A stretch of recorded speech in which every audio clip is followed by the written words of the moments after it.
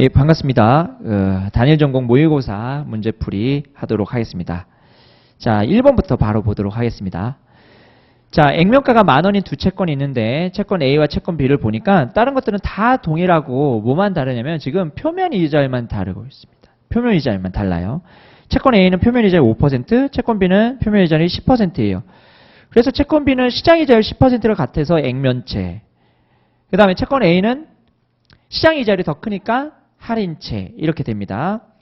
그런 상황에서 보기를 쭉 보니까 이자율 변화에 따라서 뭐 어떻게 채권 가격의 변화가 어떻게 되고 막 이렇게 나타나 있어요. 듀레이션을 묻는 문제입니다. 듀레이션. 듀레이션의 값을 묻는다기보다는 듀레이션의 크기를 비교해가지고 뭐가 더 큰지 그리고 듀레이션의 의미가 뭔지 그거를 살펴보는 문제가 되겠습니다. 일단 1번 채권 A의 가격은 시간이 경과할수록 상승한다. 맞죠? 할인채니까 시간이 경과할수록 상승할 겁니다. 장부가가 상승하겠죠. 2번 만약 시장 이자율이 변화하는 경우에 이자율 변화에 따른 채권 가격의 변화율 보면 뭐가 더 크냐? 자, 듀레이션 뭐가 더 커요? 다른 건 다 동일한 상태에서 표면 이자율이 작은 게 듀레이션이 크죠. 표면 이자율과 듀레이션은 반비례 관계니까요. 역의 관계니까요. 그러면은 듀레이션 A가 듀레이션 B보다 큽니다. 그러면 이자율 변동에 따른 채권 가격 변동률 이게 듀레이션을 의미하는 거죠. 이자율 변동에 따른 채권 가격 변동률 이게 듀레이션을 의미하는 거니까 그게 더 A가 더 크다라고 되어 있는데 작다라고 되어 있으니 2번이 틀렸고요. 그 다음에 3번 이자율 상승 시 채권 가격 하락보다 이자율 하락 시 채권의 상승이 더 크다. 볼록성 문제죠. 이 3번 문제, 3번 같은 거는 뭐 두 채권 모두에 해당되는 거죠. 볼록성은 채권의 기본적인 속성이니까요. 4번을 한번 보시면 4번이 좀 어려운 문장입니다. 이자율 상승에 따른 채권 가격의 하락폭이 채권 B의 하락폭보다 작을 수 있다라고 되어 있는데 자, 듀레이션은 A가 더 크지만 듀레이션의 의미는 이자율 변동에 따른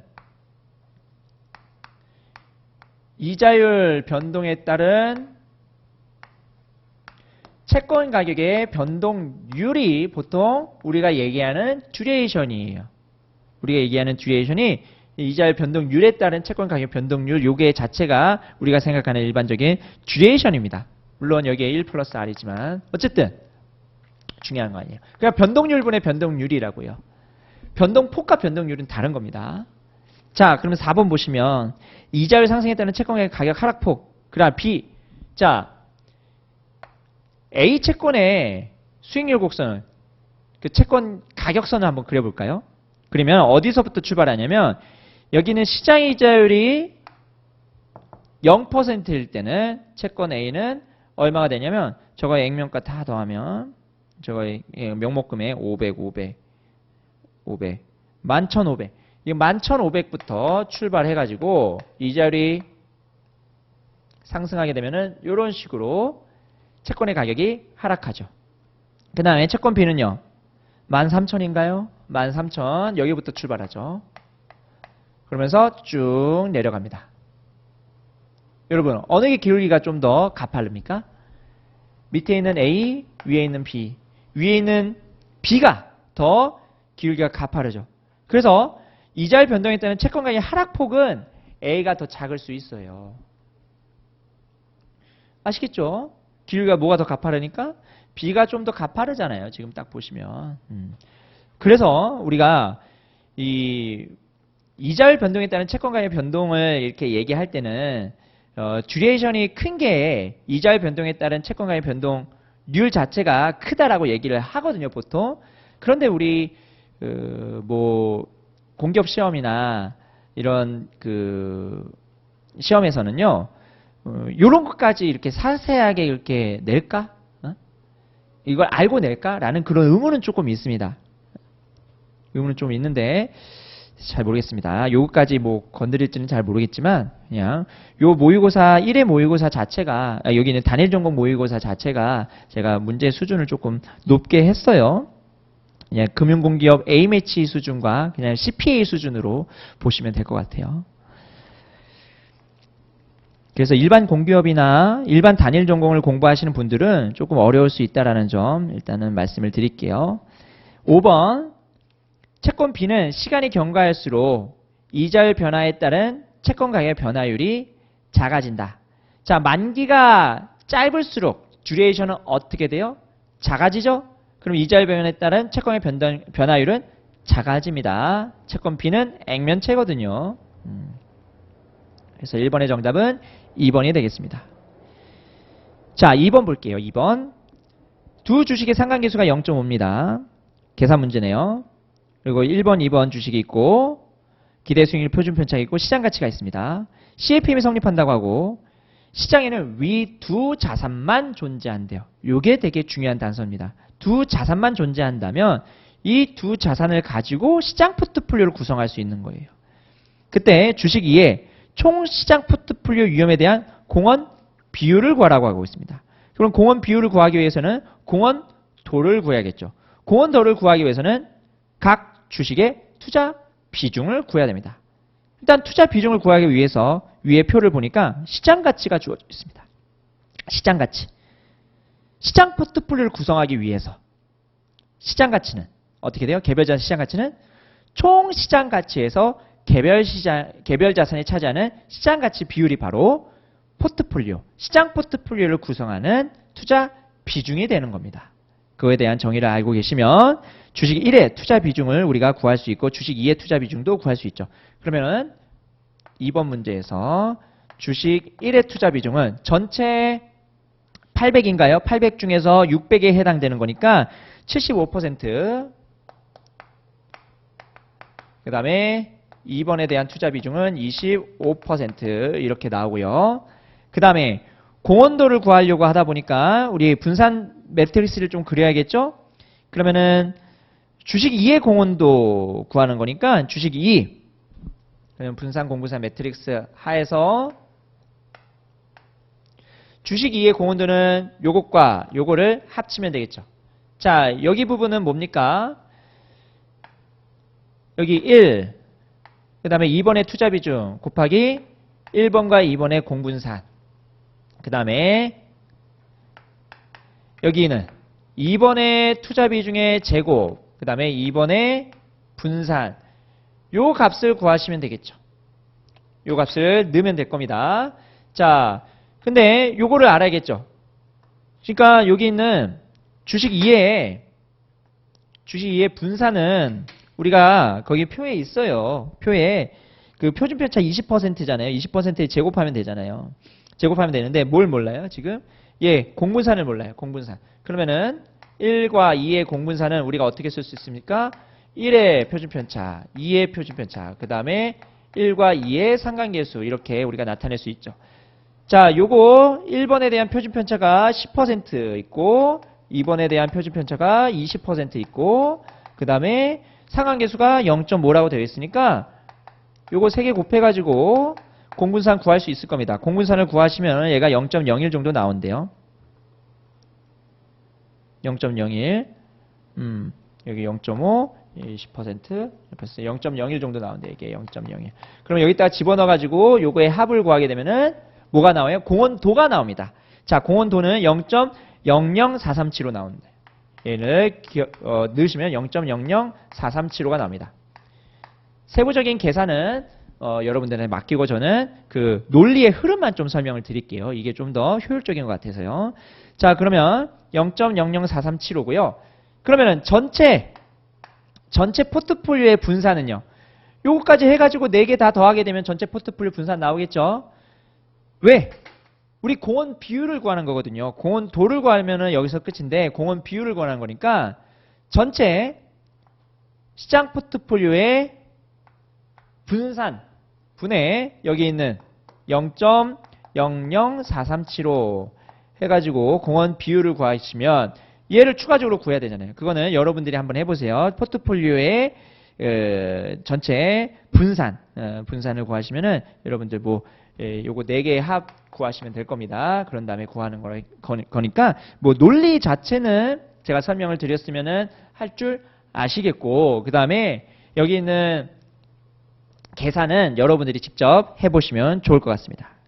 그래서 계산하면 주식 2의 공원 비율, 주식 2의 공원 비율이 36.84% 나옵니다. 그리고 우리 그 교재 그 해설에 주식 1의 공원도라고 이렇게 되어 있는데 주식 2의 공원 비율로 우리가 바꿔주시면 됩니다. 해설에 주식 2의 공원 비율 구하는 게 문제의 답이죠. 그래서 36.84% 나옵니다. 그래가지고 정답은 2번이 되고요. 3번 자본 예산에 투자한 경제성 평가 방법에 대한 설명 중 가장 적절하지 않은 것은 1번 규모 크고 길고 현금 유입이 많으면 NPV 곡선이 가파르죠? 그러면 NPV가 자본 비용의 변화에 대해서 더 민감하게 반응하겠죠. 2번 현금 유입의 양상이 다르거나 투자 수명이 서로 다른 상호 배타적인 두 개의 투자안이 있습니다. 그런데 투자 규모가 동일하면 뭐가 같아요? MIR과 NPV가 같고 또 PI까지 같습니다. 투자 규모가 동일하면은 PI랑 NPV 같잖아요. 그래서 유입 양상하고 투자 수명이 서로 다른 배타적인 투자안에서 우리가 관련된 중간 현금 흐름에 대해 재투자 수익률을 가정을 동일하게 만들어주면은 투자 규모만 같다면은 MIRR, PI, NPV 다 같다. 3번 할인 회수 기간은 회수 기간보다 길죠. 요거는 암기하시면 돼요.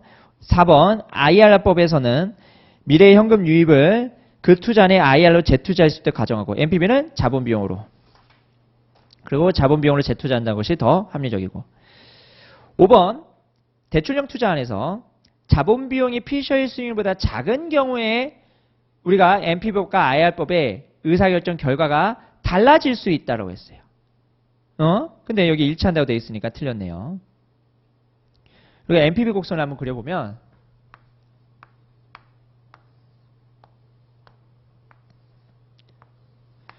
두 개의 서로 길이가 다른 투자안이 있습니다. A, B가 있어요. 여기서 두 개의 곡선이 만나는 지점이 바로 피셔의 수익률이라고 했었죠. 피셔의 수익률. 크로스오버 레이시라고도 하는데 피셔의 수익률. 자, 여기서 두 개의 투자안 중에서 IR법으로 의사결정하게 되면은 무조건 A를 선택합니다. 왜?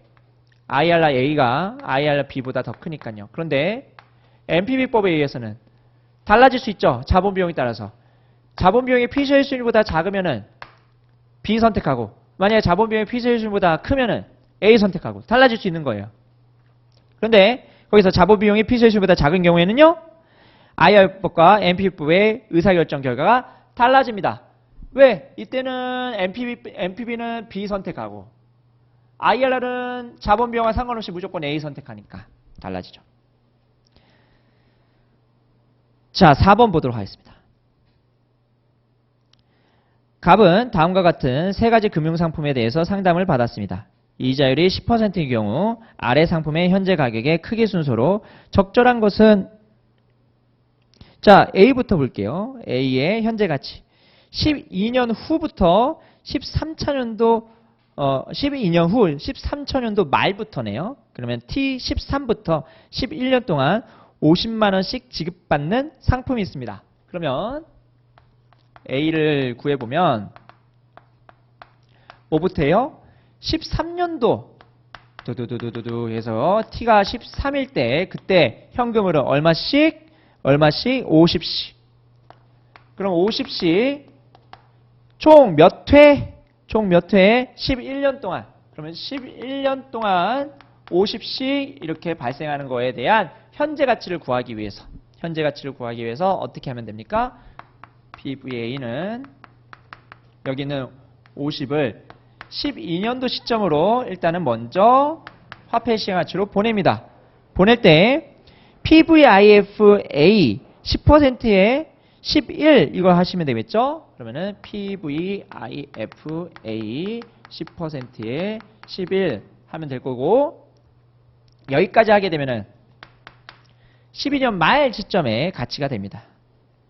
거기서 현재 가치로 환원하게 되면은 어떻게 하는 거예요? 여기서 PVIF 10%에 12를 해야 되는데 없어요. 문제. 어떻게 해요? 어떻게 해요? 거기에 PVIFA 요걸 구할 때 이렇게 하는 겁니다. PVIFA 10%에 12에서 PVIFA 10%에 11을 하게 되면은 뭐만 남아요? 얘만 남아요. 그쵸? 그래서 문제에 거기에 있는 12%짜리 그러니까 12년짜리랑 11년짜리가 이렇게 주어진 겁니다. 그럼 6.8137에서 6.4952를 빼면은 뭐가 나와요? 그러면 여기 있는 PVIF 10% 12가 나오게 되는 겁니다. 그래서 여기서 요걸 빼가지고 얘가 구하고 요거 해가지고 A 값 구하면 됩니다. A 값 구하면은 103.47 나오고요. 여러분들이 해보시면 됩니다. 제가 논리만 설명드리는 거예요. 그 다음에 B 12년 후에 T 12부터네요. 12부터 400만 원을 지급받는 12년 후 부터가 아니네요. T 12 시점에 400만 원을 지급받는 거네요. 그러면은 어떻게 하면 됩니까? 이거는 400만 원을 12년 시점에 12년 말 시점에 받고 거기서 PVIF 10%에 12 하면 되겠죠. 그러면 위에서 구했던 거 가지고 B 적용하시면 되겠습니다. 그러면은 127.44 나옵니다. 127.44 나오고요. 그 다음에 C는요. 가입 시점에 10만 원 지급받고 그 다음에 매년 10만 원씩 영원히 지급받는 상품. 그러면 PVC는요. 어떻게 해요? 일단은 가입 시점에 받는 10 플러스 그 다음에 1년 말 시점부터 1차년도 말 시점부터 매년 10만 원씩 받는 거니까 10 나누기 10% 해서 110 나오나요? 110 세 가지 비교하시면 됩니다. 그래서 정답은 1번 나오겠네요. B가 가장 크고 그 다음에 C, 그 다음에 A. 됐죠? 자, 5번 문제는 스마트보험이 출시한 연금 K인데요. 자, 연금 K는 매년 말 A씩 25년 동안 지급하는 상품이고요. 연금 P가 있습니다. 연금 P는 매년 말 250만 원씩 영원히 지급한대요. 이 두 상품의 현재 가치가 동일하대요. 그러면 K에 대한 현재 가치 구하고 그 다음에 P에 대한 현재 가치 구하는데 P는 쉽게 구하겠네요. 250만 원씩 영원히 지급하는 것이니까. 그리고 할인율이 똑같이 5%니까 250 나누기 5% 하게 되면은 얘가 얼마 나올 겁니다. 얼마 나오냐면 5천이 나와요. 5천. 자, 요거를 구해야 되는데 요거는 일반 연금이잖아요. 어떻게 구해요? 매년 A씩 25년 받으니까 PVIFA 뭡니까? 5% 25, 5%에 25를 하면은 깔끔하게 구해지는데 없어요, 얘가. 그럼 어떻게 해요? 어떻게 하는 겁니다. 제가 요 설명 한번 드렸었죠. 잘 보세요. 1년부터 25년까지 A씩 주는 어떤 연금의 현재 가치를 구하고 싶습니다. 그러려면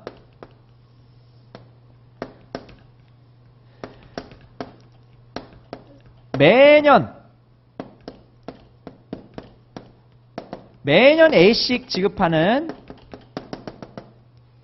어떤 연금의 현재 가치를 1번이라고 할게요. 거기서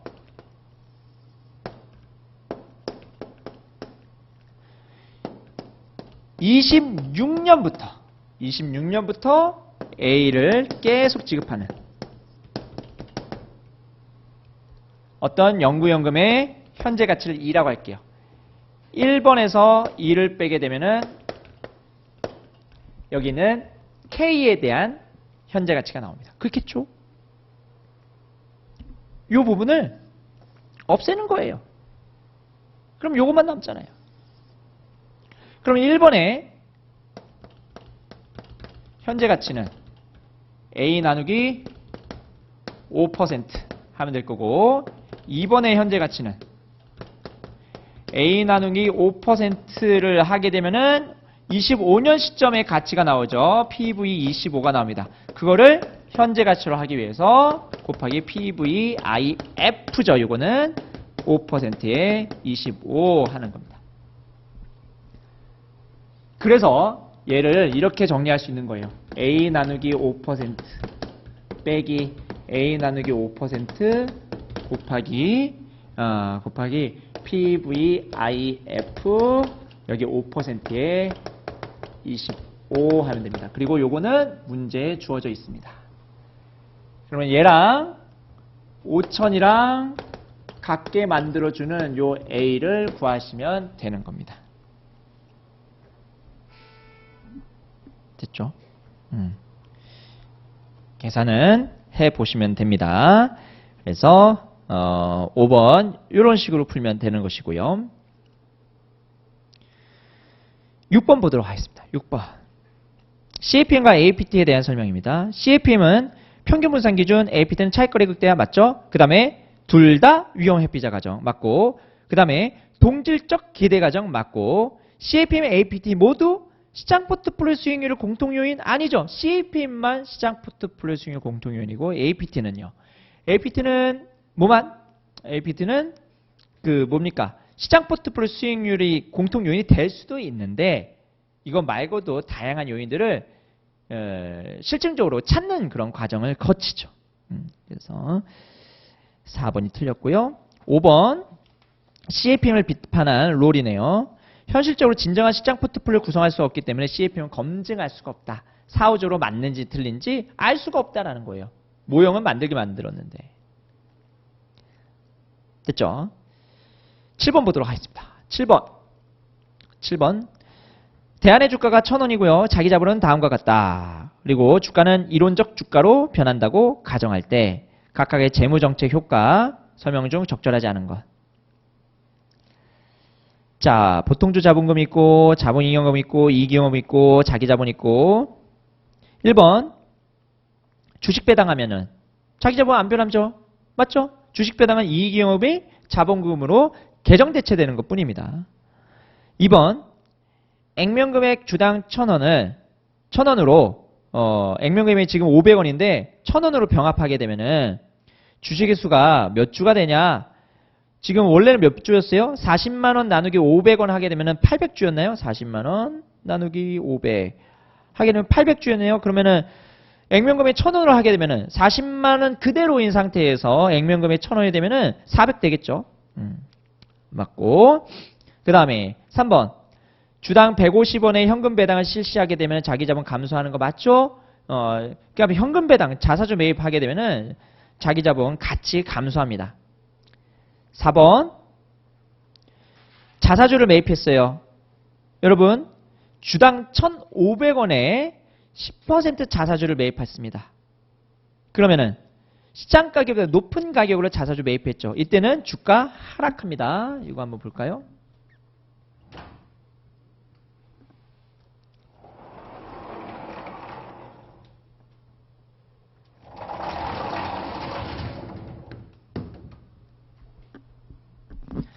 자, 보시면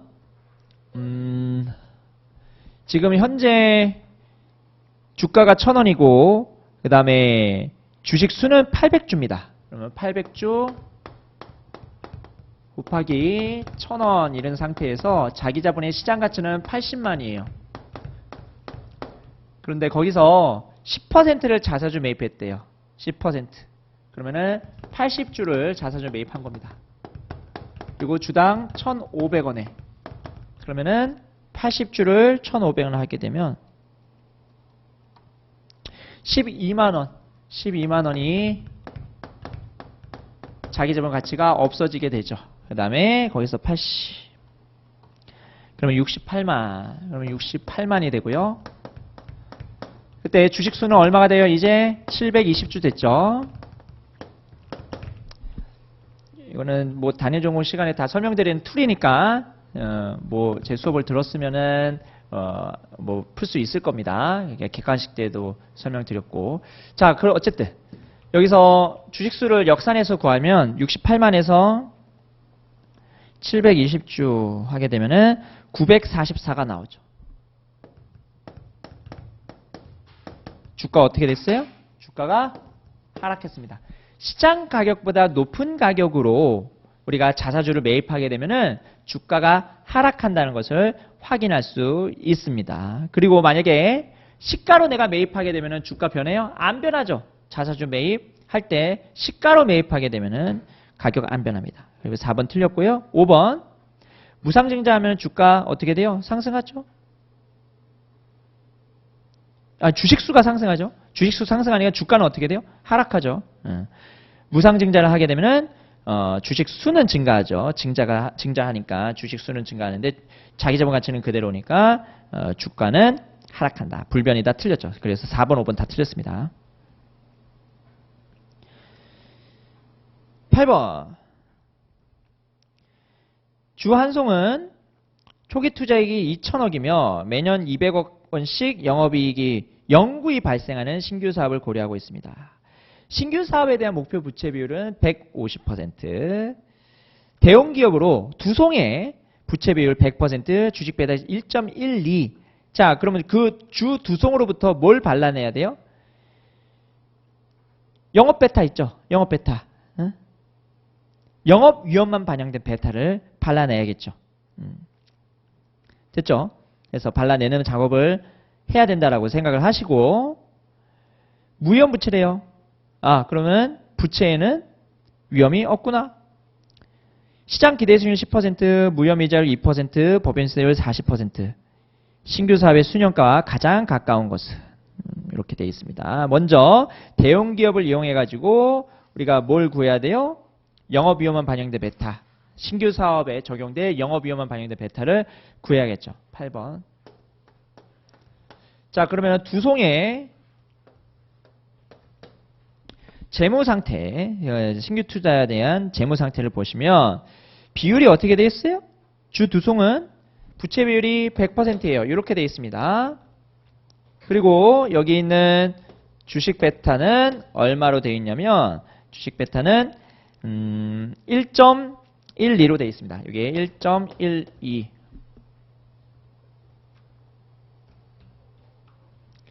음. 1.12로 되어 있습니다. 자, 그러면 1.12에서 뭘 발라내면 돼요? 하마다 모형 있잖아요. 하마다 모형 어떻게 했습니까? 베타 L은 베타 U 플러스 베타 U 마이너스 베타 B 1 마이너스 T S분의 B. 이게 하마다 모형이고 무부채, 무위험 부채라고 했으니까 얘가 0인 상태에서 얘가 1.12. 그러면 세율은 지금 얼마예요? 40%, 0.4. 그 다음에 여기는 1. 그럼 미지수 1개, 식 1개 나오죠. 그러면은 여기서부터 뭘 역산할 수 있어요? 여기서부터 신규 사업과 관련된 베타 U, 영업위험만 반영된 베타를 구할 수 있죠. 이 베타 구하면 0.7이 나옵니다. 자, 0.7이 나왔어요. 자, 발라냈습니다. 이제 신규 사업으로 갑니다. 이거는 대형 기업이에요. 베타 U를 뽑아내기 위한 하나의 수단에 불과합니다. 자, 신규 사업에 대한 목표 부채 비율은 150%랍니다. 그러면 1, 1.5, 2.5 이렇게 써주시고요. 그 다음에 요거 관련된 뭘 구합니까? 여기서 로우를 구합니다. 로우 어떻게 구해요? 여기서 SML에다가 넣으면 되잖아요. 지금 시장 포트폴리오의 기대 수익률이 10%고 무위험 이자율이 2%니까 2% 플러스 10% 마이너스 2% 하고 거기에 여기는 영업위험만 반영된 베타 0.7을 하게 되면 로우가 나오는 거죠. 로우에는 재무위험 없고 영업위험 반영되는 거잖아요. 그러면은 이 로우를 구하시면 이 로우가 7.6% 나오네요. 7.6% 나오고 그러면 이 7.6%로부터 또 뭘 구할 수 있어요? MM 모형을 이용해 가지고 K0 부채기업, 여기는 신규 투자안에 대한 자본 비용을 구할 수 있습니다. 자본 비용을 구하시면 여기 7.6% 곱하기 1-0.4에 곱하기 V분의 B, 여기 2.5분의 1.5. 요 공식 기억 안 나시면 가서 복습하시면 되겠습니다. 그래서 K0를 구하시면 얘가 5.776% 나와요.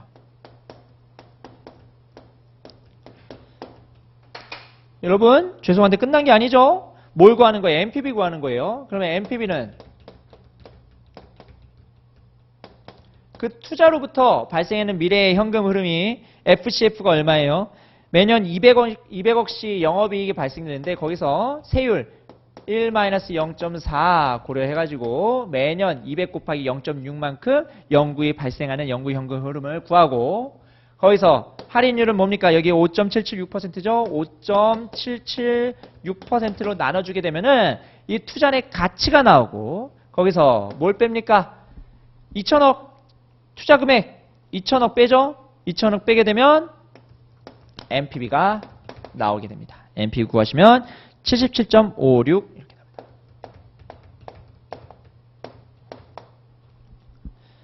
됐죠?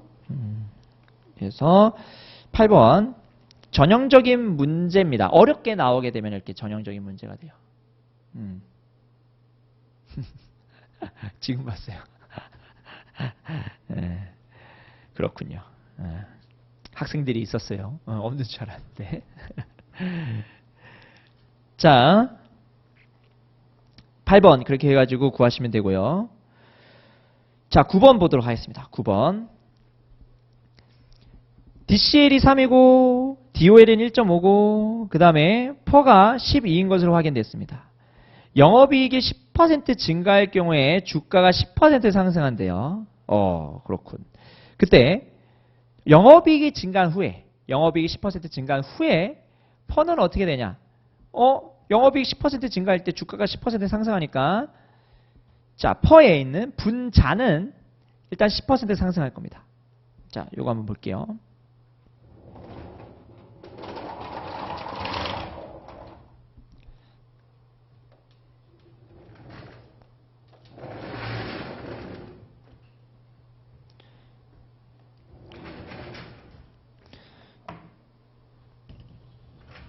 자, 기존의 퍼는 얼마냐면, 기존의 퍼는 기존 EPS 분의 기존의 주가죠. 기라고 적을까요? 그게 지금 얼마예요? 그게 12입니다. 12. 자, 이제 변경된 퍼, 영업이익이 10% 증가했을 때 변경된 퍼를 구하려면 여기는 기존의 퍼, P, 주가에서 1.1을 곱합니다. 왜? 지금 주가는 10% 상승한다고 되어 있으니까 구할 수 있어요. 그럼 EPS가 얼마나 변할 건지 이거를 구해야겠죠. 자, EPS가 얼마나 변할 건지, 그러면은 기존의 EPS에서 곱하기 얼마만큼 상승할 건지 이거를 구해야 되는데, 거기에 DCL이 얼마 되어 있냐면 DCL이 3이 되어 있습니다. DCL 3이야? 그리고 DOL이 얼마나 되어 있어요? DOL이 1.5라고 되어 있습니다. 그러면은 DOL 곱하기 DFL인데 DOL이 지금 1.5라고 되어 있으니 DFL은 2겠구나 라고 생각을 하시면서, 이제 영업이익이 10% 증가했을 때 EPS는 몇 퍼센트 증가할 것이라고 알 수 있어요? 이제 20% 증가할 것을 알 수 있습니다. DFL이니까요. 아시겠죠? 그러면은 EPS가 얼마만큼 증가한다고요? 여기가 20% 증가한다고요. 왜? DFL의 정의가 뭔데요? 영업이익의 증가율 분의 EPS의 증가율인데 요게 2라는 소리고, 요게 10% 변했다고 하면은 EPS는 20% 변하겠죠. 그 20%를 여기다가 집어넣어가지고 계산을 하시면 요거는 12죠. 앞에 그 다음에 1.2분의 1.1 하게 되니까 11 이렇게 나오게 됩니다. 편집을 아주 뒤에 보기가 있어요. 그러면 11이 정답입니다. 10번 옵션 투자 전략에 관한 설명으로 가장 적절하지 않은 것은? 자, 읽어보도록 하겠습니다. 기초자산 가격이 큰 폭으로 변동할 것으로 예상되지만 방향을 알지 못하는 경우에는요. 스트랭글 매입이죠. 혹은 스트레들 매입해도 됩니다. 기억 안 나시면 복습하시면 돼요. 2번 행사 가격이 같고 만기가 서로 다른 옵션을 이용하는 거. 이때는 우리가 수평 스프레드라고 부르고요. 수평 스프레드 부르고 시간 스프레드라고도 합니다. 그리고 그 손익이 곡선의 형태로 실현된다는 건데 이거는 뭐 그냥 참고 삼아서 알고 계시면 되겠습니다. 그러니까 수평 스프레드를 시간 스프레드라고 표현을 하기도 한다는 점입니다.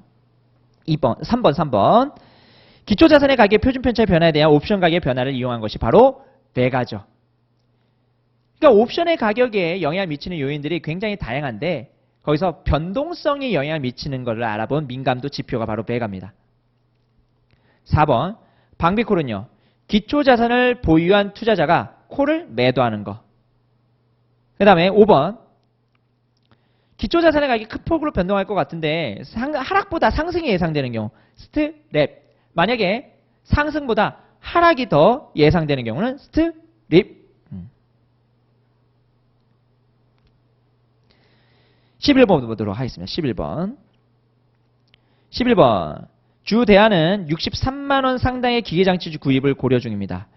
기계를 구입하면서 발생하는 부대 비용은 3만원입니다. 시설 장비는 잔존 가치를 0으로 하고 투자 기간 동안 정액법으로 감가상각된다라고 되어 있습니다. 이 투자는 1차년도 매출에 28만 5천원 증가시키고 그냥 매년 10% 증가할 것으로 예상됩니다. 아, 뭐 이렇게 복잡해. 영업비용은 추가로 발생하지 않는데요. 다행이네요. 그나마. 한편 시설 장비는 투자기간 종료 시점에서 장부가치가 상이하게 5만원에 처분된대요. 잔존가치는 얼마로 생각했는데요. 0으로 생각했는데 장부가치랑 상이하게 5만원에 처분된대요. 뭘 고려하라는 거예요? 세금효과. 일단 5만원에 팔리는데 관련된 세금효과까지 고려해야 되는 겁니다. 그 다음에 이 투자는 초기 자금 지출과 함께 2만 5천원의 순운전자분이 소요되고요. 그 다음에 매년 말 순운전자분은 그해 연도에 매출액의 10%로 예상됩니다. 아, 그러면 순운전자분이 또 변해요. 난리 났어요, 지금. 그 다음에 투자기간 종료 후 전액 회수된다. NPV를 구하는 게 아니에요, 다행히. 3년 후 시점에서 발생하는 증분 현금 흐름을 구하는 겁니다. 그러면은 3년 말 시점의 현금 흐름만 기준으로 우리가 생각하시면 되겠죠. 자,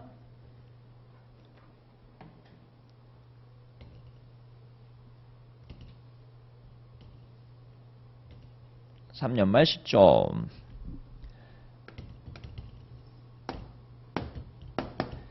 자, 요때 시점에 현금 흐름은 뭐가 있는지 일단 한번 볼까요? 일단은 영업현금 흐름 있겠죠. 영업현금 흐름. 자, 영업현금 흐름부터 구해볼게요. 자, OCF. 매출액이 28만 5천 증가한다고 했는데 그건 언제적이에요? 여기는 1차년도죠. 그러면은 2차년도, 3차년도 매년 몇 %씩 성장한대요?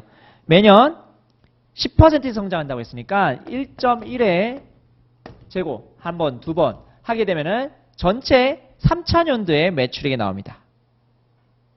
거기서 1 마이너스 법인세율. 매출액 곱하기 1 마이너스 법인세율. 그러면은 법인세율이 지금 여기서 0.3이라고 되어 있거든요. 1 마이너스 0.3하고 그 다음에 지금 여기까지 한 게 EBITDA 곱하기 1 마이너스 T입니다. EBITDA. EBIT 곱하기 1 마이너스 T가 아니라 EBITDA 곱하기 1 마이너스 T예요. 감가상각 고려 안 됐잖아요. 그러면은 감가상각과 관련된 절세 효과를 D 곱하기 T로 고려해야겠죠. 그러면 D는 얼마예요? D는 지금 63만에서 3만 빼니까 63만에서 3만 빼고 부대 비용이네요. 3만원 빼는 게 아니에요. 잔존 가치가 0이잖아요. 그러면 63만에서 플러스 3만을 해야겠죠? 그러면 66만이에요. 전체 기계장치 구입액은 66만이고요. 그리고 나누기 3을 합니다. 그러면은 감가상각비 22만이 나옵니다. 22만. 거기서 세율 곱하게 되면은 D 곱하기 T 되죠. 그래서 OCF 일단 구해요. OCF 구하시면 307, 395, 307, 395 정도 나오고 그 다음에 뭐 해야 됩니까? 투자와 관련된 현금 흐름이 있는데 자, 내가 기계장치를 매각했어요. 3차년도 말 시점에 매각했어요. 얼마에 매각했어요? 5만 원에 매각했습니다. 기계 매각하게 되면 5만 원이 들어오는데 근데 뭐 내야 돼요? 세금 내야 돼요. 유형자산 처분이익이 5만 원 잡히면서 세금 30% 내야 됩니다. 그러면은 3만 5천 만큼만 들어와요. 세금 고려해가지고요. 그 다음에 순운전자본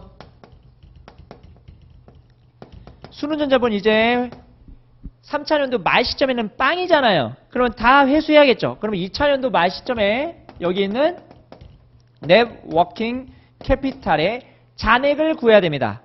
그러면 2차년도에 넷 워킹 캐피탈 잔액은 어떻게 구해요? 2차년도 시점에 매출액에서 어떻게 된다고 했어요? 우리 그해년도 매출액이 10%로 예상된다고 했잖아요. 그러면 2차년도 말에면은 2차년도의 매출액을 구해야겠죠. 그럼 2차년도 매출액은 28만 5천 곱하기 10% 상승한 거예요. 거기서 10%로 예상을 하는 거죠. 그래서 2차년도 말 시점에 내 워킹 캐피탈은요. 구하시면 31350 꼭 나오고 순운전자본에 대한 회수는 31350이 이제 없어지잖아요.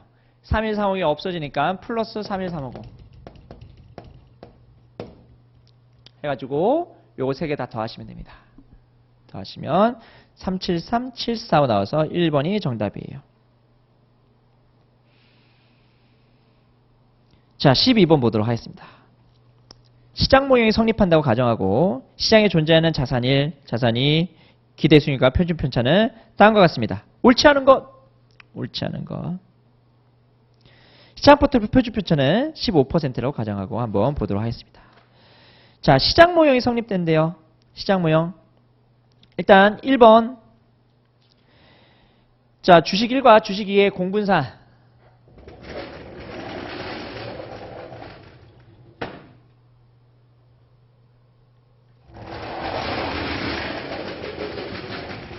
어우, 엄청 시끄럽네요, 이거. 주식 1과 주식 2의 공분산 시장 모형입니다. 12번인가요? 그러면 A와 1번과 2번인가요? 1번과 2번의 공분산. 시장 모형이 성립하게 되면 이 공분산 어떻게 구했습니까? 베타 1, 그 다음에 베타 2, 그 다음에 시장 포트폴리오의 분산. 공식이에요. 암기하시면 됩니다. 자, 그러면 베타 1은 0.5, 0.9니까 각각에 집어넣으시면 됩니다. 0.5, 그 다음에 0.9, 그 다음에 시장 포트폴리오 분산은 15%, 0.15에 제곱하면 되죠. 자, 2번. 그러면은 답 나옵니다. 0.0102 정도 나오는데요. 2번.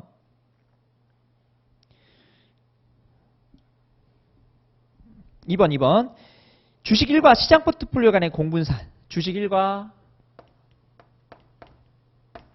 시장 포트폴리오 간의 공분산. 그러면은 베타 1. 그 다음에 시장 포트폴리오 베타는 얼마예요? 1이죠. 그 다음에 여기 있는 시장 포트폴리오 분산 해가지고 얘 구하시면 됩니다. 얘는 0.5 곱하기 0.15의 제곱이 되겠네요. 그러면 뭐 2번도 맞는 답이 나옵니다. 그 다음에 결정계수 분산으로 표시한 주식 1의 결정계수. 이 결정계수라는 것은 이겁니다. 결정계수는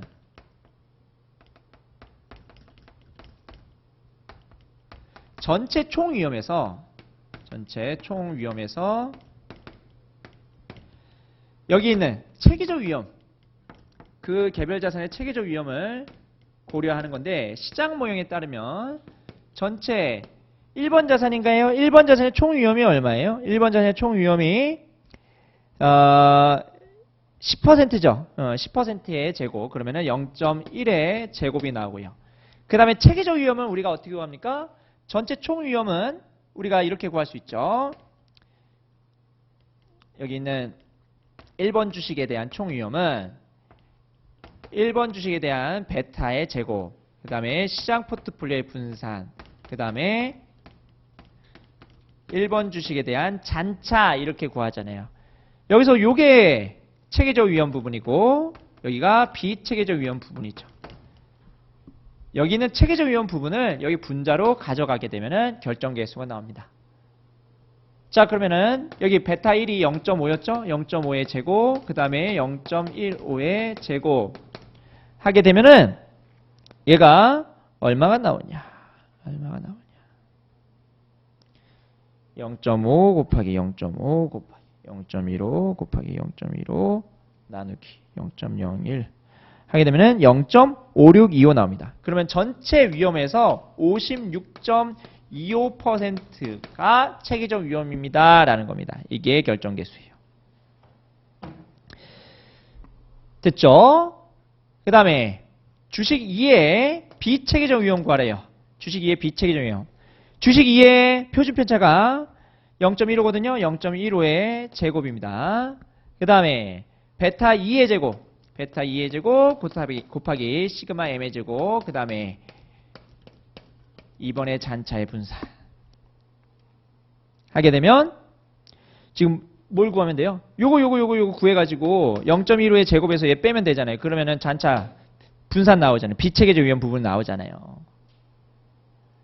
그럼 요거 베타 2 얼마예요? 0.9인가요? 0.9의 제곱 그 다음에 0.15의 제곱 해가지고 요거를 역산해가지고 구하시면 됩니다. 일단 3번이 틀렸고 4번은 맞네요. 그 다음 5번 주식 1과 주식 2로 구성한 포트폴리오 기대 수익률이 16.5% 나왔습니다. 그러면은 13% 거기는 자산 1의 기대 수익률이 13%고요. 자산 2의 기대 수익률이 20%거든요. 그럼 13%, 20%를 가지고 16.5%를 만들 수 있잖아요. 그럼 뭐가 나와요? 투자 비중이 나옵니다. 투자 비중이 나오고 그 투자 비중을 이용해 가지고 포트폴리오의 체계적 위험을 구할 수 있습니다. 자, 포트폴리오의 체계적 위험은 이렇게 구하죠. 포트폴리오 총 위험에서 총 위험은 포트폴리오 베타의 제곱에서 시장 포트폴리오의 분산 플러스 포트폴리오 잔차의 분산인데 요걸 구하는 거잖아요. 자, 그러면은 포트폴리오의 베타 이거를 구해야 되는데 자, 포트폴리오 베타는 투자 비중을 알아야 되잖아요. 그러면은 우리가 16.5%는 13%에서 1번 자산의 투자 비중 그 다음에 20%에서 2번 자산의 투자 비중 그리고 W1 플러스 W2는 1 그래서 W1을 구할 수 있을 겁니다. W1은 얼마예요? W1이 반반이네요. 반반. 그러면 맞나요? 33에서 나누기 2 하게 되면 반반이네요. 그러면 0.5네요. 0.5. 그러면 W2도 0.5. 그러면 반반씩 투자해가지고 베타, 포트폴리오 베타. 자, 1번 베타는 얼마예요? 1번 베타는 0.5. 2번 베타는 0.9 해가지고 포트폴리오 베타의 제곱 이렇게 구하고 곱하기 0.15의 제곱을 하게 되면은 체계적 위험 부분이 나옵니다. 해가지고 이걸 계산하시게 되면 0.011 나오니까 5번도 맞아요. 그래서 시장 모형을 통한 전체 내용에 대해서 한번 살펴봤는데 여기서 추가로 이렇게 문제가 나온다면 어렵게 문제가 나온다면 요거 구할 수 있어야겠죠. 요거. 자, 여기까지 해서 12번 풀어봤고 13번은 차익거래 선물과 관련된 차익거래 문제네요. 현재 코스피 200 지수는 75. 그 다음에 만기 3개월물 선물은 76이래요. 무혐 수익률, 평균 배당 수익률 각각 나와 있는데 평균 배당 수익률은 4%, 무혐 이자율은 8% 이렇게 되어 있습니다. 자, 그러면은 균형 선물 가격을 구해볼게요. 균형 선물 가격.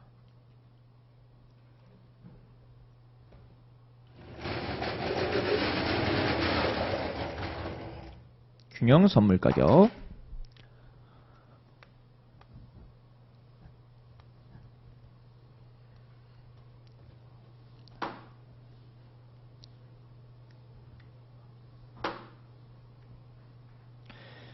자, 몇 번이에요? 13번? 균형 선물 가격은 이렇게 구할 수 있죠. 거기에 현물 가격이 S0가 얼마예요? 75죠? 포인트 계산으로 75에서 곱하기 1 플러스 무혐의이자율인데 지금 무혐의이자율이 8%인데 만기가 3개월이라고 했으니까 요거를 나누기 4 해가지고 2%. 그 다음에 보유 수익률은 빼주죠. 평균 배당 수익률은 빼잖아요. 연 4%인데 3개월이면 1%. 해서 75 곱하기 1.01 하면 되나요? 그러면 75.75 나오나요? 75.75 포인트가 나옵니다. 자, 지금 균형 가격이 75.75인데 시장 선물 가격이 76입니다. 그러면 시장이 더 크죠? 그럼 비싼 거 팔고 매도. 그 다음에 그거를 복제한 거 어떻게 복제했어요? 현물 매입 그 다음에 차입 이렇게 복제를 하죠. 그러니까 선물이라는 시장 가격이 있고 그 선물을 다른 거를 이용해 가지고 복제를 하는 겁니다. 자, 다른 걸 이용해 가지고 복제를 해봤더니 얘가 75.75가 나온 거예요. 그러면 요거는 매입하면 되겠죠. 이 복제 포트폴리오 매입. 그러면은 정답. 코스피 200 지수 매입하고 차입합니다. 그 다음에 코스피 200 선물을 매도합니다. 그러면 차익거래 이익을 얻을 수 있죠. 1번이 정답입니다. 14번 볼게요. 옵션 가격과 관련된 설명. 1번. 기초자산의 가격 변동에 따른 옵션 가격 변동액은 기초자산의 변동액보다 클 수 없다. 왜? 콜옵션의 델타는 1보다 같거나 1보다 작으니까. 같거나 작으니까요. 그쵸? 그래서 기초자산의 가격 변동액보다 클 수 없습니다. 옵션 가격 변동액이. 1번 맞고. 2번.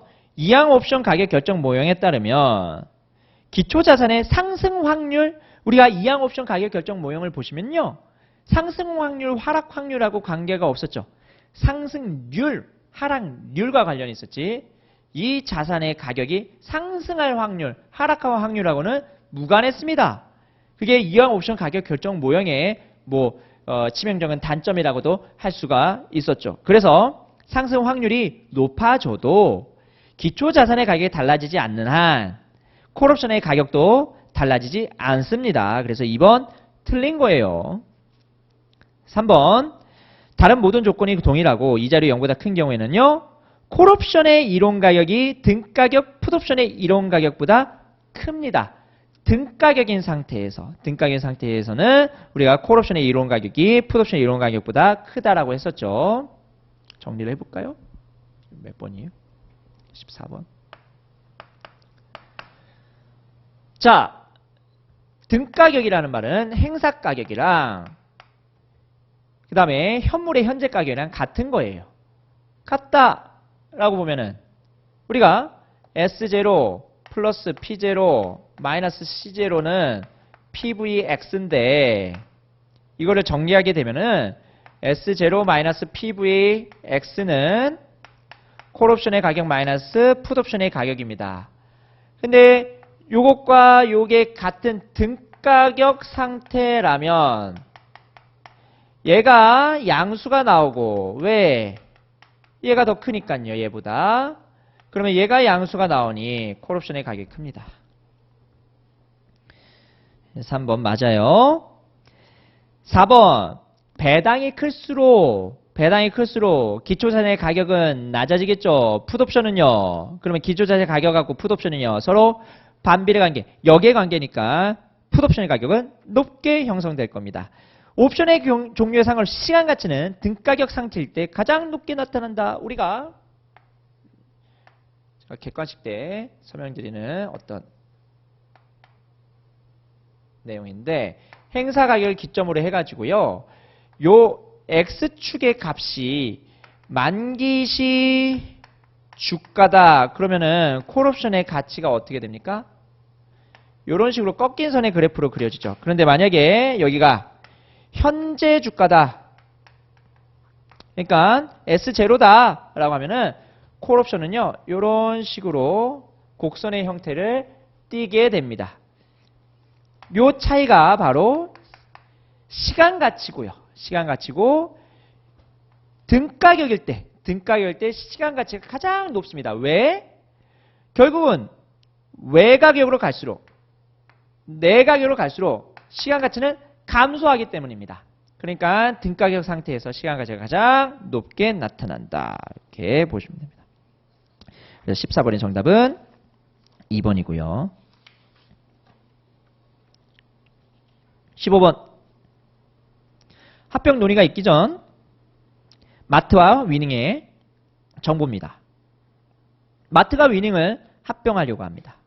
시너지 효과는 없다랍니다.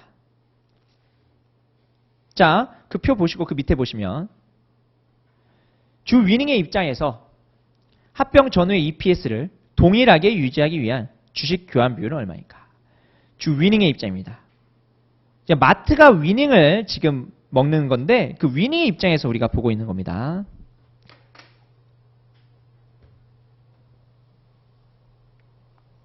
자, 그러면은 EPS가 피합병 기업 입장에서 계산하는 거니까 이렇게 봐야 될 거예요. 15번.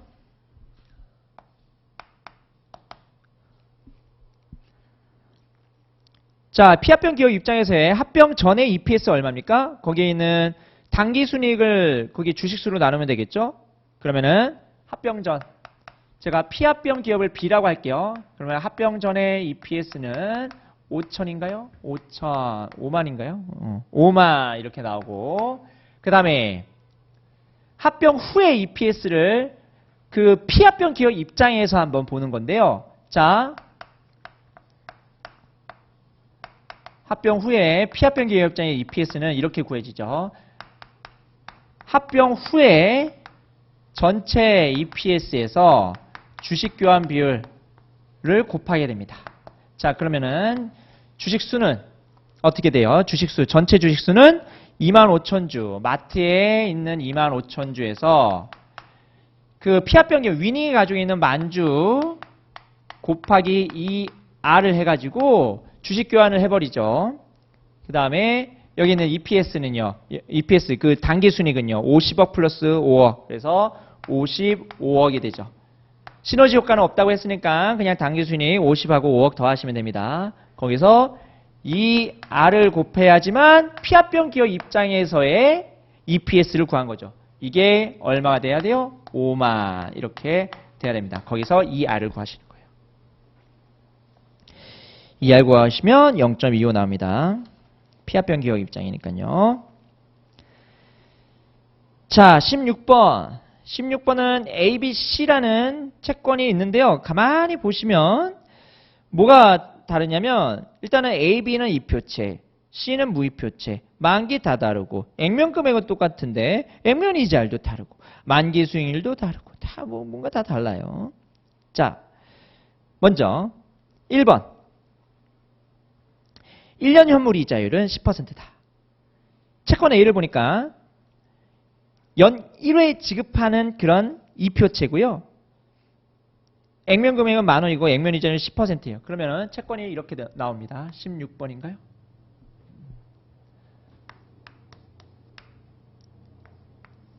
A 같은 경우에는 액면 금액 10,000원에서 액면 이자 1,000을 주는 어떤 채권이고요. 그 다음에 거기에는 만기 수익률이 10%래요. 이 채권에 적용되는 할인율이 10%라는 거죠. 그러면은 이 채권의 가격은 10,000원이고, 요 기간 동안의 현물 이자율이 바로 여기 있는 만기 수익률과 같게 되겠네요. 그래서 1번 맞고 2번 2년 만기 현물 이자율은 14%보다 높다? 2년 만기 현물 이자율은 14% 높다. 보시면 자, 채권 B 같은 경우에는 이렇게 돼 있죠. 이거는 채권 A고 채권 B는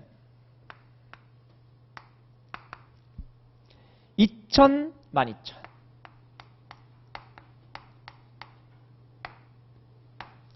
2천, 12,000이고 그 다음에 만기 수익률 14%입니다. 그러면 14%로 할인해가지고 요거를 구할 수 있겠죠.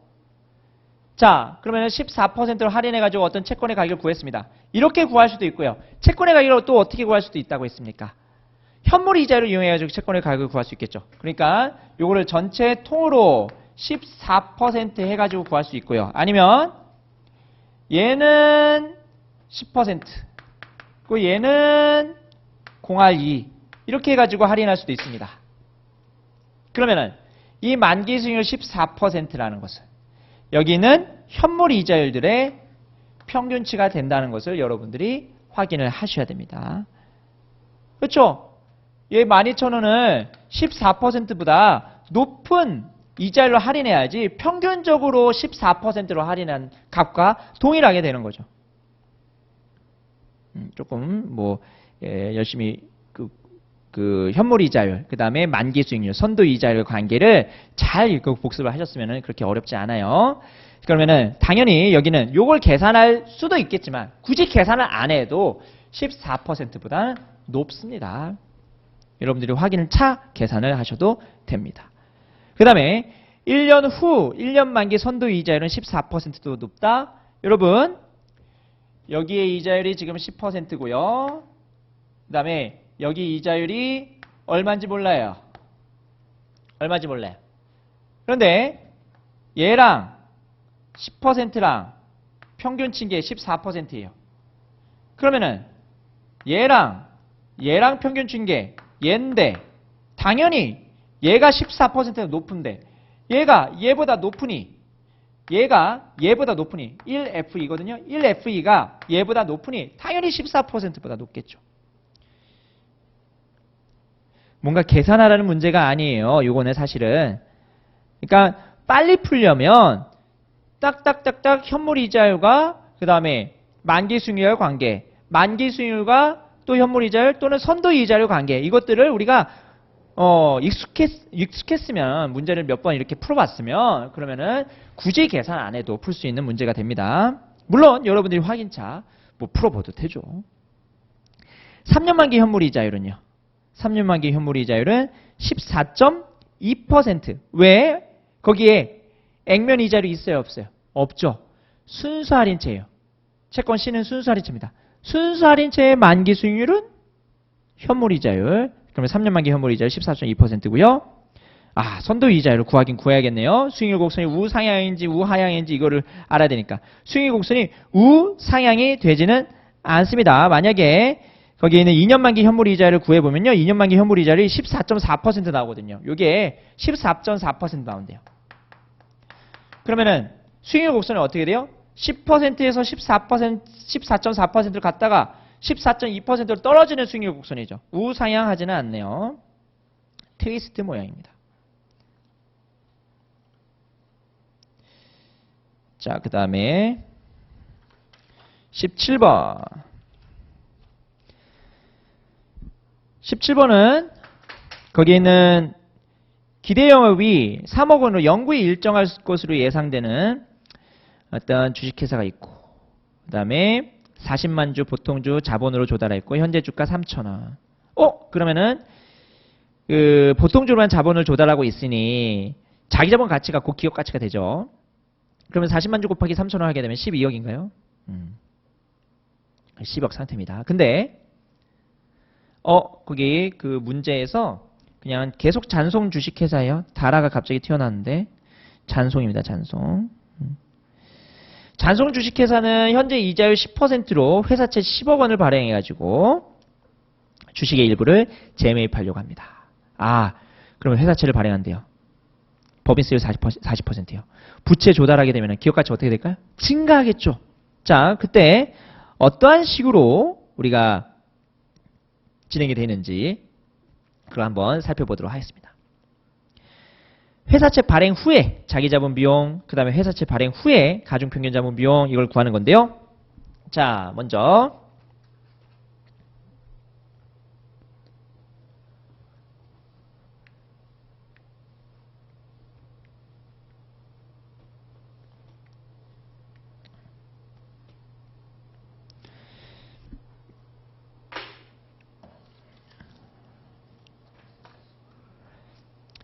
회사채 발행 후에 자기자본 비용을 구하기 위해서는요. 일단 발행 전이 있어야 됩니다. 발행 전. 그 다음에 회사채 발행을 하기로 공시를 하죠. 공시. 자, 공시 전, 공시 후 발행 전.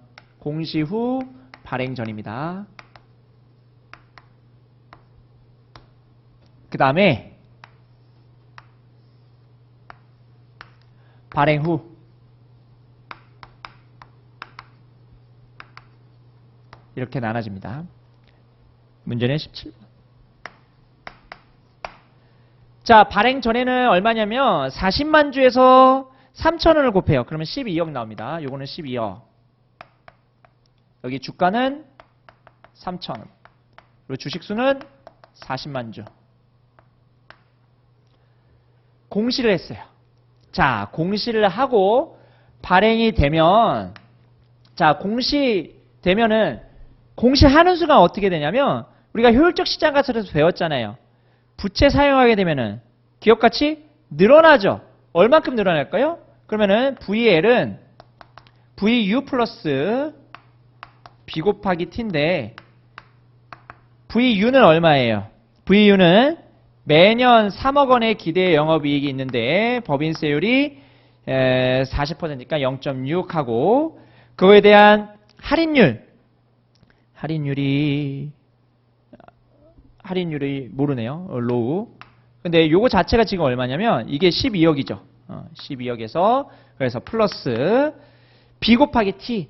자, B 곱하기 T인데 지금 회사채 얼마? 10억 원 발행한대요. 그러면 10억 원 곱하기 0.4 하게 되면은 12억 곱하기 4 해가지고 4억 해가지고 억 단위 생략하고 그냥 써야겠어요. 12 플러스 4 해가지고 16 나옵니다. 그러면은 전체 16이 돼요. 16이 되고 10 되고 6 이렇게 되는 겁니다. 요거는 억 단위 넣을까요? 자, 그런데 여러분 이 가운데에 사실은 어떠한 과정이 하나 숨어 있습니다. 공시를 하는 순간 기업 가치가 16으로 증가를 합니다. 16으로 증가해요. 그러면서 주가가 얼마가 되냐면 4,000원이 되죠. 주식수는 그대로 40만인데. 공시를 했으니까요. 효율적 시장 가설. 그리고 발행을 해야 됩니다. 기업 가치가 증가한 직후 우리가 발행을 해가지고 자사주 매입을 해요. 자사주 매입을 할 때 얼마 매입하는 거예요? 10억만큼 매입하는 거잖아요. 그러면 10억이 얼마? 4,000원. 그러면 4,000원, 주당 4,000원으로 10억 매입하게 되니까 주식수 몇 개 매입해요? 자사주 매입 수는 10억 나누기 4,000원 하게 되니까 얘가 10억 나누기 4,000원 하게 되면 25만 주가 나옵니다. 25만 주. 25만 주를 매입해가지고 15만 주가 남는 거죠. 그리고 여기 있는 주가가 4,000원인 상태에서 4,000원으로 자사주 매입하게 되면은 주가는 어떻게 됩니까? 시장 가격으로 자사주 매입하게 되면은 자사주식에 대한 그 시장 가격으로 자사주 매입하게 되면은 자사주 매입 후 주가는 자사주 매입 전 주가 똑같죠. 그러면 여기는 주가가 4,000원 그대로고요. 그 다음에 주식수는 15만 주 되겠죠. 됐죠? 이 구조가 조금 까다로운 구조지만 중간에 이러한 과정이 거친다라는 것을 우리가 한번 확인을 해봤습니다. 자, 그래서 우리가 여기서 로우를 구할 수 있잖아요. 여기는 3억 곱하기 0점에서 로우 일단 구해 볼게요. 로우를 구하면 여기가 15% 나오고요. 그 다음에 이 15%를 이용해 가지고 뭘 구할 수 있어요? 여기에 자기 자본 비용 구할 수 있죠. 자기 자본 비용. 공식은 로우 플러스 로우 마이너스 KD 1 마이너스 T S분의 B죠. 됐죠? 이렇게 구할 수 있어요. 그래서 여기 15% 넣고 KD는 10%죠? 요거는 15%고 그 다음에 1-t는 0.6인가요? 그리고 S분의 B는 6분의 10이죠? 6분의 10 해가지고 K 구하시면 됩니다. K 구하시면은 얘가 얼마 나오냐면요 20%가 나오네요. 그럼 1번 바로 틀렸네요. 얘가 20%가 나옵니다. 그 다음에 요거 가지고 또 뭐도 구할 수 있어요? 가중평균 자본비용 구할 수 있겠죠? 그러면은 로우 곱하기 1-t V분의 B인데 로우 15% 그 다음에 T 0.4 V분의 B는 전체 16분의 10 해가지고 가중평균 자본비용 구하시면 얘가 11.25% 나옵니다. 그럼 2번은 맞고 3번 회사채 발행 후에 주가 4,000원 그 다음에 회사채 발행으로 매입한 주식수 25만 주 그 다음에 만약 잔송 주식회사가 목표 부채 비율 즉 자기자본 대비 부채 비율을 100%로 유지하고 싶다면 10억 원 대신에 얼마를 매입해야 되냐 그러면 이렇게 하고 싶다는 거예요. 부채 비율을 1대1로 가져가고 싶은 거죠. 그러면은 여기는 전체 기업의 가치는 2입니다. 그럼 VL은 VU가 얼마인데요? VU는 12죠? 12에서 부채는 얼마 조달할지 몰라요. 거기서 0.4를 하게 되면은 얘가 전체 요거를 B라고 두면은 요거는 2 곱하기 B죠? 그러면서 2B가 됩니다. 그래서 B를 구하시는 거예요. B 구하시면 얘가 7.5억이 나옵니다. 그래서 5번도 맞고요. 자, 18번 옵션 부채권에 대한 설명입니다. 옳은 항목으로 구성된 것은 A. 수의상한 채권은 어떻습니까? 우리가 수의상한 채권, 그 다음에 B의 상한청구권부 채권, C의 신주인수권부, 전환사채 이런 거 있는데 이런 것들을 일일이 개념 설명을 안 드릴 거예요. 여러분들이 안다고 가정하에. 수의상한 채권은 누가 옵션을 가지고 있어요? 기업이 가지고 있어요. 그러면 투자자 입장에서는 매도자입니다. 옵션 매도자라고요. 그러면 수의상한 채권, 투자자 입장에서 좋은 채권이에요? 일반 채권에 비해서는 안 좋은 채권일 겁니다. 그러면 가격이 낮아요. 가격이 낮으면 수익률 어떻게 돼요? 수익률 높죠. 상환청구권부 채권은 뭡니까? 내가 마음대로 회수할 수 있는 권리가 있는 그런 채권입니다. 그럼 추가적으로 풋옵션이 부여된 거거든요. 그러면 풋옵션이 부여된 거면 어때요? 풋옵션은 가격이 하락할 때 이득을 얻는 구조죠. 그래서 채권의 가격이 하락하게 되면 투자자 입장에서 상환 청구를 할 수 있는 거죠. C. 신주인수권부 사채랑 전환사채는 발행하는 기업이 콜옵션 매도자고요. 신주인수권부 사채, 전환사채를 가지고 있는 투자자가 콜옵션 매입자입니다. 어떤 콜을 가지고 있는 거예요? 주식으로 전환할 수 있는 권리, 전환사채. 주식을 신규로 살 수 있는 권리, 신주인수권. 이거가 부여되어 있는 거예요. 둘 다 콜옵션 이고 기업이 콜옵션 매도자고요. 투자자가 콜옵션 매입자입니다. D. 만약에 기업이 정해진 가격으로 신주를 발행해가지고 주식수가 증가하면요. 주가가 하락하는 희석효과가 존재합니다. 주가가 하락하는 희석효과가 존재해요. 일반적으로 신주 발행해가지고 그 정해진 가격은요. 시장 가격보다 낮거든요. 그러면 시장 가격보다 낮은 가격으로 신주를 발행하게 되면은 그러면은 주식이 희석효과가 발생돼가지고 주가가 낮아지는 주가가 하락하는 그런 효과가 발생합니다. 그래서 A, B, C, D 다 정답입니다. 19번 기초자산의 현재가액이 2만원이고요. 풋옵션의 현재가액이 3천원입니다. 풋옵션의 델타가 마이너스 0.1이에요. 풋옵션의 델타가 마이너스 0.2라는 것은요.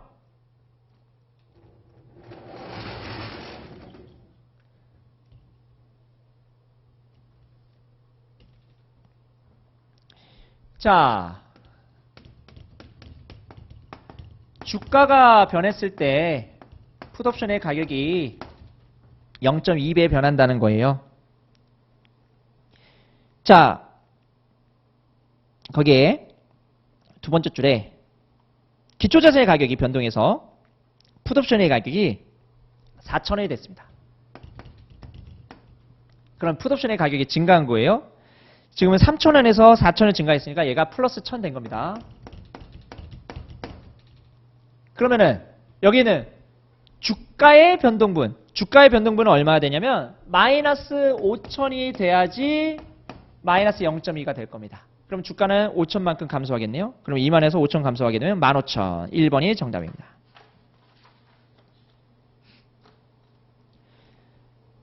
20번 보도록 하겠습니다. 국내 선박 제조업체인 주안진이 어쩌고저쩌고 했는데 3개월 후에 미화 100만 달러를 받을 예정입니다. 받을 예정이에요. 수출업자네요. 수출업자. 그러면은 수출업자면 어떻게 환위험 관리를 해야 되냐? 미화를 받는 사람이니까, 미래에 받는 사람이니까 환율이 어떻게 되면, 환율이 하락하게 되면은 내가 손해를 보는 사람입니다. 그렇죠? 나중에 3개월 후에 미화가 들어오거든요. 그럼 환율 하락에 대한 위험을 해지하기 위해서는요, 어떻게 해야 돼요? 환율 하락 위험을 해지하기 위해서는 콜 매입하고, 그 다음에 콜 매입이래요. 풋 매입하고, 환율 하락에 대한 위험을 해지하기 위해서는 풋 매입하고, 그 다음에 선물 환 매도를 하고, 선물한 매도는 현물한 매도에서 어떻게 하는 거예요? 선물한 매도를 복제할 수 있거든요. 현물한 매도하고 국외에서 차입한 다음에 차입해가지고 그거를 팔아버리죠. 현물한 매도를 하는 거예요. 환전하는 거예요. 그 다음에 국내 대출하게 되면은 우리가 선물한 매도를 복제할 수 있다라고 배웠습니다. 자, 그런 상태에서 한번 보시면 1번 콜과 풋을 동시에 매입한다? 콜은 왜 매입해요? 틀렸고 2번 선물 매입 계약 아니죠. 매도 계약이죠. 그 다음에 3개월 만기에 달러의 박스 스프레드 전략을 수립한다. 이거는 그냥 무염채권을 매입하는 거잖아요. 아니죠.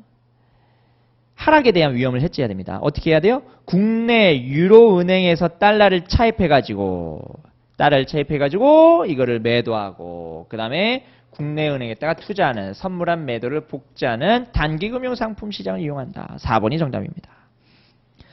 5번 원화를 지급하고 달러를 수취한다. 달러를 지급하고 원화를 수취하는 통화수학 계약을 체결해야겠죠. 반대가 됐습니다. 달러가 들어오잖아요. 달러가 들어오잖아요.